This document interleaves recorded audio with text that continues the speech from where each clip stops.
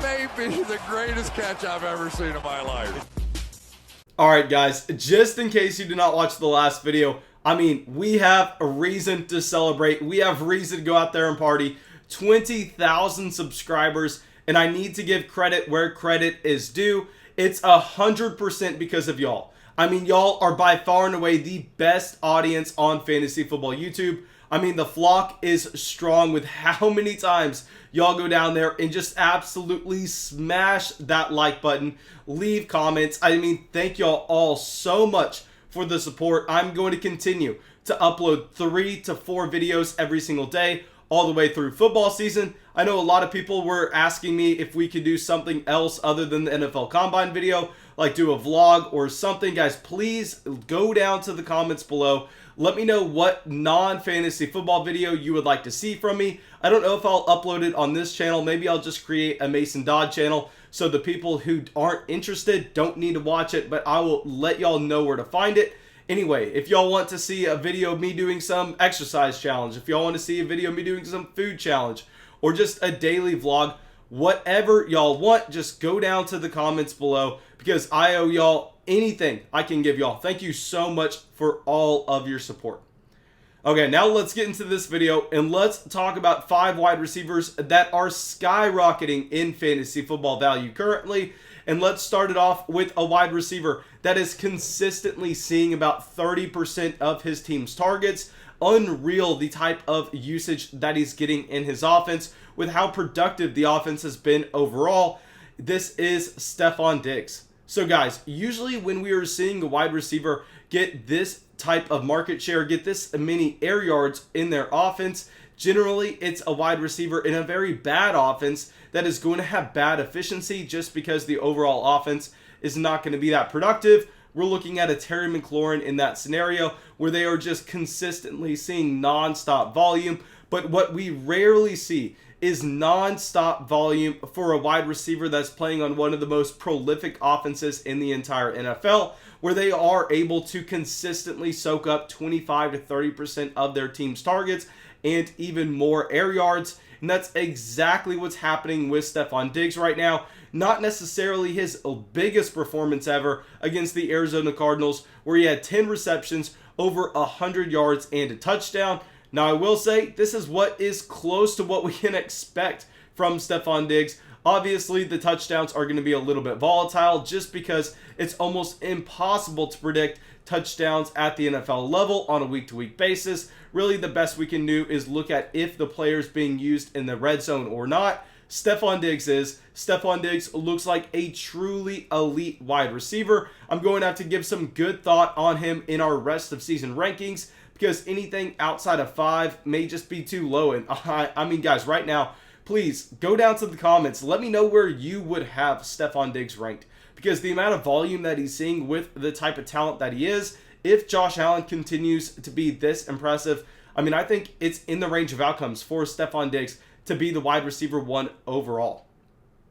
All right, so now our next wide receiver. This is a wide receiver that's skyrocketing in fantasy football, but I don't know if he necessarily should be. This is Brandon Aiyuk. Guys, with Brandon Aiyuk, y'all know this was someone I was begging y'all to get off the waiver wires like a month ago. We loved Aiyuk coming into the NFL draft. This past performance, extremely encouraging, especially if you look at his targets.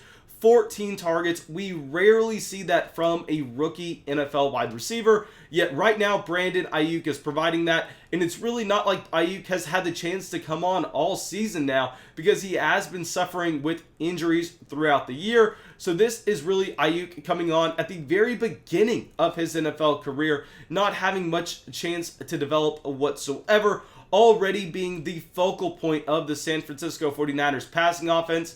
Now, I have a couple question marks here. One, when are we going to get Deebo Samuel back into this offense? I think that Deebo Samuel is going to come back. May not necessarily be the flat-out wide receiver 1 right away in the offense, but I think that they are going to be co-wide receiver 1s, where we're going to see the volume from a Brandon Aiyuk almost get cut in half. And this is not even to mention that possibly George Kittle comes back during the fantasy football playoffs. So possibly Brandon Aiyuk is going to make our sell high wide receiver list. Really need to do some more research into it. But guys, let me remind y'all, with this video of the skyrocketing wide receivers, these are not trade targets. These are just players that saw their value significantly increase in week 10 going into week 11. Some of these players are going to be buy highs. Some of them are going to be sell highs. Really, it's going to come down to what we are looking at. But with Brandon Aiyuk, very, very talented. But the problem is, I just don't know what we can project from his target share the rest of the season. All right, so guys, y'all know I had to include him. Probably one of our best calls from this past week, T. Higgins. Y'all know I was all aboard T. Higgins, the #1 wide receiver in Cincinnati. Y'all gave me so much hate in our rest of season wide receiver ranking video where I had T. Higgins and Tyler Boyd back-to-back at the very bottom of the wide receiver 2 tier. Y'all are telling me, man, Tyler Boyd is way too low. Tyler Boyd is a high-end wide receiver 2, low-end wide receiver 1 every single week that he's healthy. No reason for him to be way down here with T. Higgins. And I was going, guys, I mean, just look at what T. Higgins has been able to provide for you in his 21-year-old season so far through 2020. Just kind of unreal, the production that we are getting from T. Higgins, going over 100 yards against the Pittsburgh Steelers, maintaining that volume. And I think this is not something that we're going to be expecting to go away, just because it looks like A.J. Green has been completely erased from this offense, which we knew was going to happen if you looked at how ineffective A.J. Green had been on the snaps that he saw, on the targets that went his way. Clearly, they are implementing T. Higgins as their #1 alpha wide receiver. I think Tyler Boyd may get more targets than him rest of season, but I think T. Higgins, based on the area of the football field that he operates, is going to be more productive on a per target basis.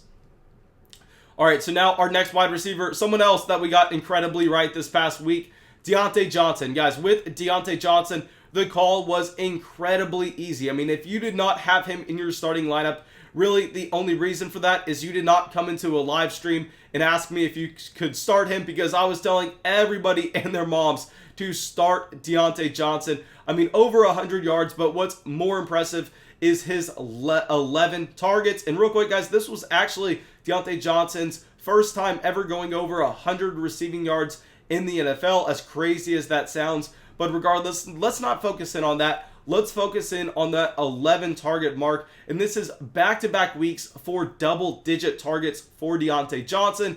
Clearly, this is a wide receiver that is elevating himself into a must-start player for you every single week based on the volume that he is getting in Pittsburgh. There's no reason to expect this to go away anytime soon. Y'all know in the live streams leading up until Sunday, we were focused in on the fact that James Washington has seen his snaps go to 0. Diontae Johnson and Chase Claypool are both full-time players for Ben Roethlisberger and this Pittsburgh Steelers offense. And when that is going to happen, not only is the ceiling going to be extremely high for both Chase Claypool and Diontae Johnson rest of season, but also the floor is going to be high just because we know they are going to be on the field. They are going to be accruing targets.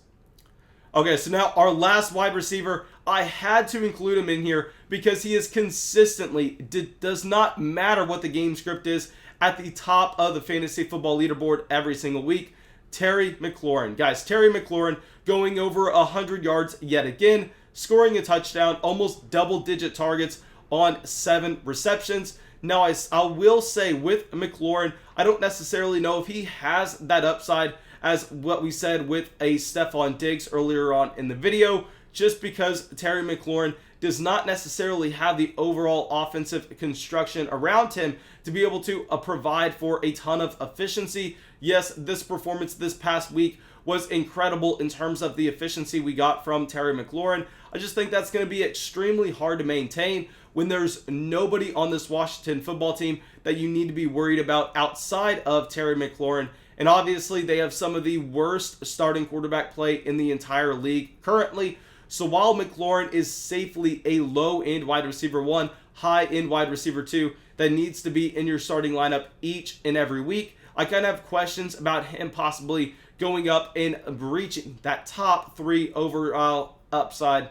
And if we have that scenario, I think that we are going to have a player like Stefon Diggs a little bit ahead of him. Now, thank you guys. I really hope y'all enjoyed this video. I really hope y'all got something from it. As always, if y'all did, please make sure you go down there, drop a like, leave a comment, subscribe to the channel. over 20,000 subscribers.